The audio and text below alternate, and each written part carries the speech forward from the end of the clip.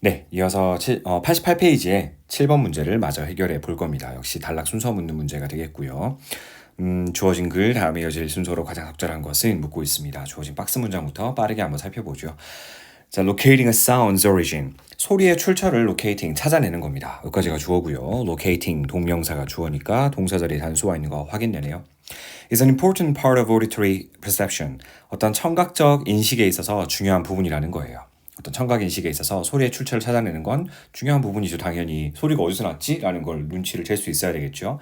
in audition, 우리 왜 노래 같은 것을 막 듣고서 저 사람이 노래를 잘 부르는 사람인지 아닌지를 판가름하는 것도 오디션이긴 해요. 그런데 보통 들을 때 정도의 의미로 쓰이는 게 in audition이란 표현입니다.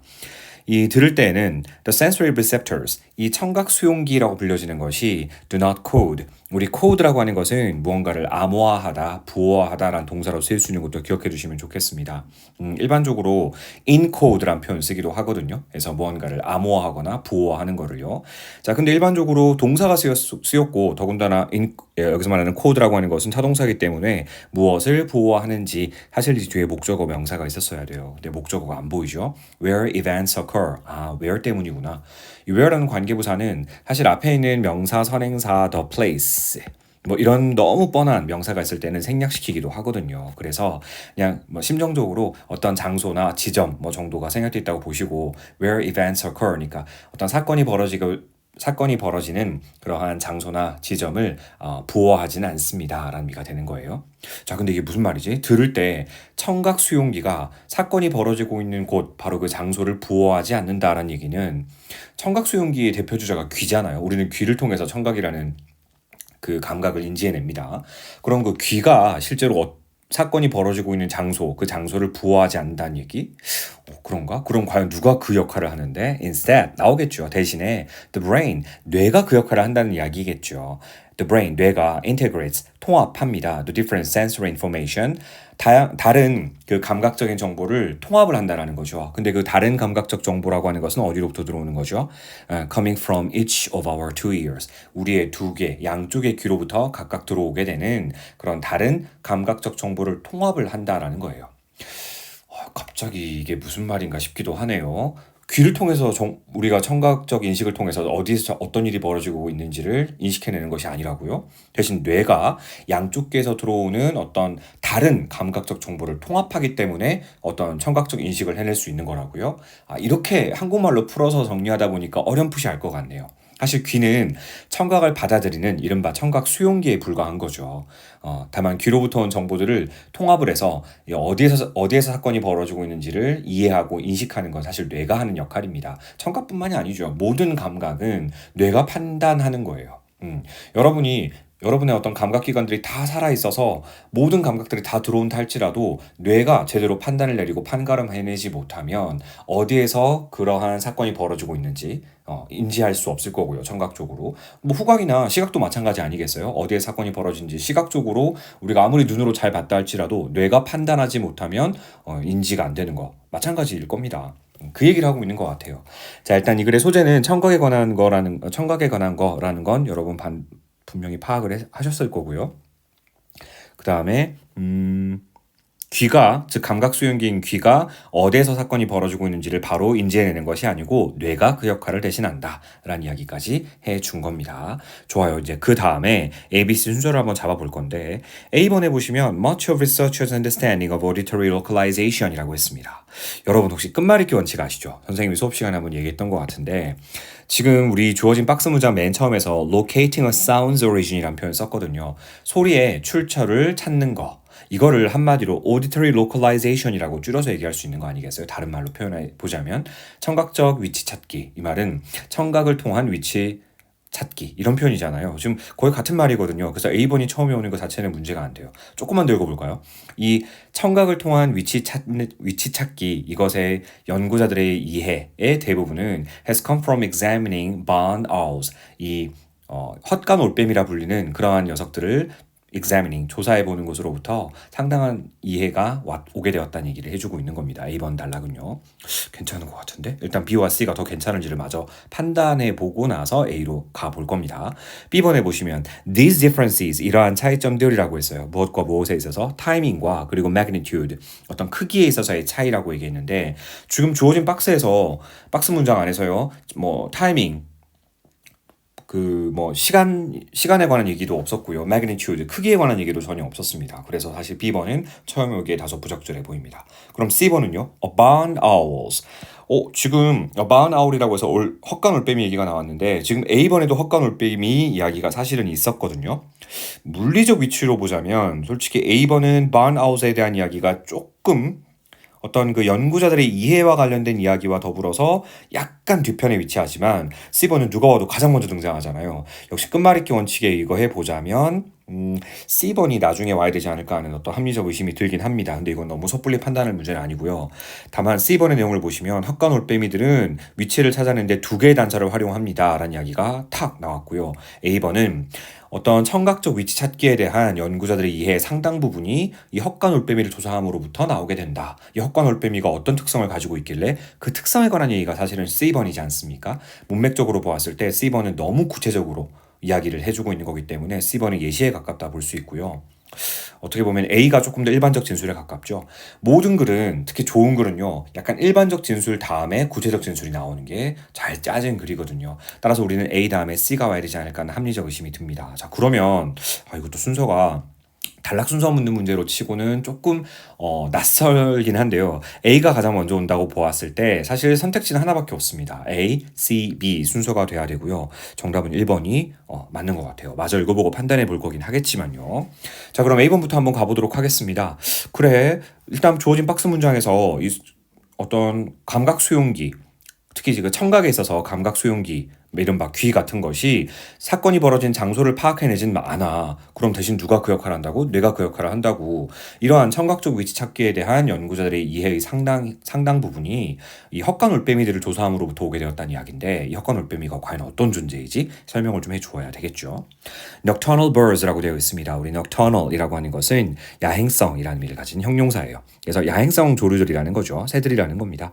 혹시 할까 봐서요. 야행성 말고 주행성이라는 걸 우리는 diurnal이라고 표현한다는 거, 이 어휘도 좀 기억해 주는 게 좋을 것 같아요. 우리 인간은 보통 diurnal animal이죠. 주행성 동물입니다.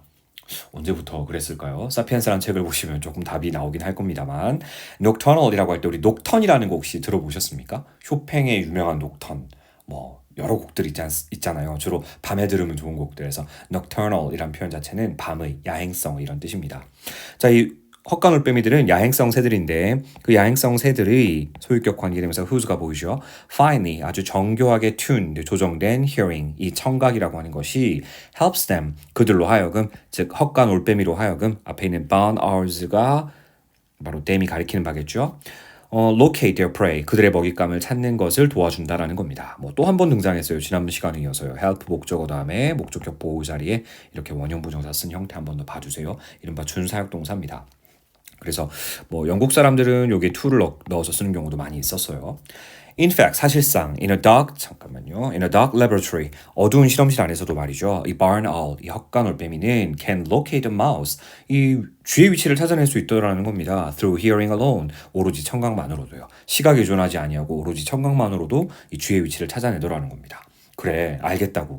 어떻게 해서 이 헛간올빼미는 이 쥐의 위치를 찾아내는 건데 그 소리가 어디서 나는지를 어떻게 알아냈는데 아직 거기에 대한 얘기가 안 나왔거든요. 이제 그 얘기가 C번에 등장합니다. 그러니까 이 다음 C가 나와야 되는 거겠죠. barn owl, 이 헛간올빼미는 바로 어떤 소리의 위치를 찾아내는 데 있어서 두 개의 단서를 활용한다라는 겁니다. cue라고 하는 건 단서죠. 그럼 그 두 개의 단서가 설명되겠네요. 바로 첫 번째, the time the sound arrives in each ear. 소리가 각각의 귀에 도달하게 되는 바로 그 시간이에요. 여러분, 명사 뒤에 이렇게 주어와 동사가 보이면 선생님이 끊고 수식이라고 얘기했던 거 기억나십니까? 일반적으로 그렇게 해석하시는 게 좋아요. 그래서 각각의 귀에 소리가 도달하게 되는 바로 그 시간. 요 시간이라고 보시면 돼요. 자, 그리고 the sound's intensity in each ear. 그렇지. 각각의 어떤 귀에 그 소리의 강도, 요 강도, 그 두 가지가 결과적으로는 이 소리를 찾아내는 데 있어서의 중요한 단서가 된다라는 겁니다. 헛간올빼미는 두 가지를 활용하나 봐요. 각각의 귀에 도달하게 되는 소리의 시간이나 어떤 소리의 타이밍이나 아니면 각각에게 도달하는 소리의 강도, 소리의 세기 이거죠. 이거를 B번에서는 어떤 타이밍과 그리고 magnitude, 소리의 크기에 있어서의 차이점이라고 설명하고 있는 거잖아요. 그럼 이건 거의 부정할 여지가 없네요. C 다음 바로 B가 나와야 되지 않을까라는 생각이 듭니다. 자, 그럼 ACB 순서가 확실한 거고 확신을 가지고서 마저 마무리를 지어보도록 하겠습니다. 두 가지 단서를 이용해서 헛간올빼미들은 어떤 소리가 나는 장소나 소리가 나는 지점의 위치를 찾아낸다고 했죠. 그 다음 조금만 더 가서 보죠. Unless the sound comes from exactly in front or in back of the owl. 만약에 소리가요, 이 올빼미의 정확하게 앞쪽이나 혹은 정확하게 뒤쪽에서 소리가 나는 것이 unless, 아니라면이라는 거죠. If not의 축약형 unless요. 그렇다면 it will reach one ear first. 한쪽 귀에 먼저 도달하게 될 겁니다. 자, 이게 무슨 말인가 하면 그냥 대충 그림으로 한번 그려볼까요? 올빼미가 이렇게 사람이 같죠. 올빼미가 이렇게 있으면 헛간 올빼미가 이렇게 있으면 귀가 이렇게 생겼겠죠. 쫑긋쫑긋. 사람이 아닌 것 같아요. 점점 무서워지려고 하는데. 자, 아무튼 소리가 어느 한쪽 지점에서 이렇게 도달하게 돼요. 만약에 이 올빼미의 정 앞쪽이나 완벽하게 뒤쪽에서 소리가 나는 게 아니라면, 이 얘기는 양쪽 귀에서부터 도달하는 지점이 똑같지 않다면 이 얘기겠죠. 한쪽에서 소리가 이렇게 난다면, 그렇다면 한쪽 귀에 먼저 도달하게 되겠죠. 생각해 보세요. 아무래도 물리적으로 거리가 있다 보니까 이 경우에는 선생님이 표시한 것처럼 올빼미의 어떤 오른쪽 귀에 먼저 도달하게 되는 겁니다. 왼쪽 귀에 나중에 도달하게 되는 거겠죠. 자, 아무튼 이렇게 될 겁니다. 그 상황에서 조금만 더 설명을 읽어볼게요. Whichever side it comes from 이라고 했어요. 우리 whichever 명사 다음에 주어 동사 쓰게 되면은 어떤 명사를 주어가 동사하든지 간에 이렇게 해석하시면 돼요. 어떤 명사를 주어가 동사하든지 간에. 근데 여기서 지금 comes from이라는 동사가 있으니까 어느 쪽으로부터 그것이 오든지 간에 이렇게 보면 되겠네요. 여기서 그것이 가리키는 건 당연히 소리를 얘기하는 거겠죠. The sound를 받고 있는 걸 겁니다. 소리가 어느 쪽으로 오든지 간에 it will sound softer on the other side. 다른 쪽에는 소리가 좀 더 부드럽게 들릴 거라는 겁니다. 왜요? Because the owl's head acts as a barrier. 하나의 그 올빼미의 머리가 마치 하나의 장벽과 같이 혹은 하나의 어떤 방해물과 같은 역할을 하기 때문이라는 거죠. 뭔 얘기인가 하면 아까 전에 소리가 이렇게 이 올빼미의 오른쪽 귀에서부터 들린다라고 한번 가정을 해보았어요. 그랬을 때 이 올빼미의 머리가 하나의 방어막과 같은 역할, 하나의 어떤 장벽과 같은 역할, 베리어와 같은 역할을 할 거기 때문에 나머지 한쪽 귀에 도달하는 소리는 이 귀, 즉 오른쪽 귀에 도달하는 소리보다는 좀 더 softer, 부드럽게 들릴 수밖에 없다는 이야기를 하고 있는 겁니다. 그럼 이제 어떤 메커니즘이 작동하는지를 조금 알 것 같아요. 아마도 이 오른쪽 귀에 들린 소리가 좀 더 거칠게 들리고 왼쪽 귀에 들린 소리가 좀 더 부드럽게 들린다면 우리의 뇌는 이 소리가 발생한 지점은 오른쪽이구나라는 거를 인지해내는 게 아닐까. 그렇게 해서 이 소리의 위치, 소리가 발생한 위치를 찾아내는 메커니즘이 작동하는 게 아닐까. 이런 얘기로 이어질 것 같은 생각이 듭니다. 자, 이제 마지막 결론 단락. B단락으로 가보죠. 이러한 타이밍과 크기에 있어서의 차이들이 are minute. 물론 사소할 수는 있죠. 이거 보고 또 minute 이러면 안 돼요, 여러분. 이거 형용사 자리잖아요. minute은 보통 시간을 가리킬 때 분을 가리키는 명사로 쓰일 수는 있는데 지금 여기서는 1분, 2분 같은 가사명사로 쓰인 것도 아닐 뿐더러 비동사의 보호 자리, 즉 형용사 역할을 하고 있는 겁니다. 그래서 발음은 minute이 아니고 minute라고 발음하셔야 되고요. 사소한, 작은이란 뜻입니다. 물론 이 차이가 극히 미미할 수는 있죠. 하지만 not too small for the owl's brain to detect an ectone. 하지만 이 소리가 너무 그렇다고 작은 건 또 아니에요. For the owl's brain 이게 바로 의미상 주어겠네요. 그러니까 이 올빼미의 뇌가 to detect 탐지해내고 그 소리를 an ectone 그리고 또 행동에 옮길 수 있기에 그렇다고 너무 작은 소리는 아니라는 겁니다. 올빼미 같은 그런 또 예민한 감각을 가진 녀석 같으면은 충분히 탐지해내고 행동에 옮길 수 있을 만한 그만큼의 소리라는 거예요. 그러한 차이라는 겁니다. 그 타이밍과 크기에 있어서의 그런 차이들은요. 물론 비록 although humans' ears, 인간의 귀라고 하는 것들은 are not as finely tuned to the location of sounds as owls are. 이 올빼미의 어떤 그 귀가 그러한 것처럼 어떤 소리의 위치에 있어서 인간의 어떤 귀는 정말 정교하게 그렇게 조정되어 있지는 않다라는 거예요. 자, 여기서 우리가 또 한 가지 의문점을 가져야 될 것은 여기 있는 are라는 건 당연히 대동사고요. 대동사요. 그럼 앞에 사용된 표현의 반복을 피하기 위해서 쓴 겁니다. 앞에 있는 어떤 표현? 앞에서는 지금 are not 다음에 나와 있는 are not as 다음에 나와 있는 finely tuned to the location of sounds 이 부분의 반복을 피하기 위해서 지금 물결친 부분이 지금 are 뒤에 생략되어 있다고 보시면 돼요. 즉 올빼미의 귀가 어떤 소리의 위치, 소리가 발생되는 위치에 정교하게 조정되어 있는 것만큼이나 우리 인간의 귀가 이렇게 정교하게 소리의 위치에 대해서 정교하게 이렇게 조정되어 있는 것은 아니겠지만까지겠죠. Human brains, 인간의 뇌들은 use information, 정보를 사용하긴 합니다. From the ears, 그러니까 귀로부터 들어오는 정보들을 similarly, 유사한 정도로 쉽게 말하면 올빼미가 소리의 위치를 찾아내는 것처럼 그것처럼 예민하게 반응하진 않겠지만 유사한 정도로는 양쪽 귀에서 들어오는 정보들을 그렇게 활용한다라는 겁니다. 약간 생략되어서 이해하기가 어려울 수는 있는데요. 즉 어떤 사건이 벌어지게 된 위치, 사건이 벌어지고 있는 장소나 지점을 찾아내는 데 있어서 양쪽 귀로부터 들어오는 정보를 사용하더라 이 얘기예요. 인간도 또한 올빼미만큼 그렇게 예민하진 않겠지만 이 얘기였어요. 이해되셨습니까? 이 질문도 되게 재밌게 읽었었는데요. 우리는 그동안 소리가 어떻게 발생하지? 소리가 어디에서 발생하지? 왼쪽이야, 오른쪽이야? 물론 인간도 올빼미와 마찬가지로 인간의 완벽한 정면 혹은 완벽한 후면, 즉 귀로부터 소리가 발생된 지점까지의 거리가 완벽하게 동일한 지점 에서 벌어진 사건의 소리의 경우에는 인지하는데 조금 시간이 걸릴 수는 있겠지만 어느 한쪽에서 탁 하고 소리가 나는 거, 오른쪽에서 났는지 왼쪽에서 소리가 났는지 이 정도는 우리가 거의 시간의 구애를 받지 아니하고 약간의 시간 타이밍이나 어떤 시간차를 두지 않고서도 어디서 소리가 나는지를 바로바로 알 수 있는 이유 중에 한 가지가 조금 더 거칠게 들린다는 거죠. 약간 그 소리가 발생한 지점에서. 왜냐하면 우리 올빼미의 머리도 장애물과 같은 역할을 하듯이 인간의 머리도 소리가 발생된 지점으로부터 다른 한쪽 귀에 도달하는 데 있어서 하나의 어떤 장애물처럼 작동할 거기 때문에 소리가 발생하지 않은 지점에 들리는 소리는 약간 더 부드럽게 들릴 거라는 겁니다. 그래서 약간 좀 더 거칠게 들리는 쪽에서 사건이 발생했구나 라고 우리 인간의 뇌도 인지해낼 수 있다는 이야기였어요. 재밌는 지문이었고요.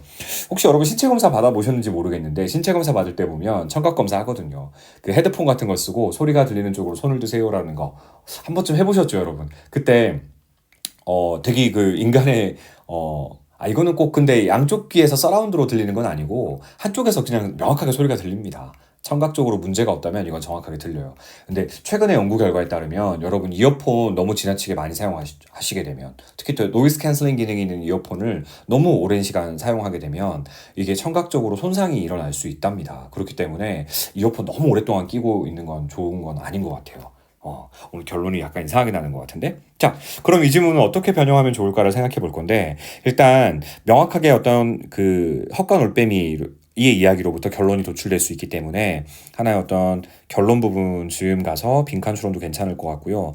결국 우리 인간이나 올빼미나 마찬가지로 소리가 발생하게 된 위치를 어떻게 찾아낸다는 거였죠.